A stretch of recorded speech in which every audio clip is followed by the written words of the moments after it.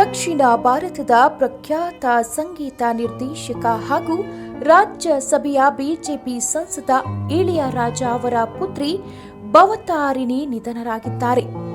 ಭವತಾರಿಣಿ liver ಕ್ಯಾನ್ಸರ್ನ ಚಿಕಿತ್ಸೆಗಾಗಿ ಶ್ರೀಲಂಕಾಕ್ಕೆ ತೆರಳಿದ್ದರು.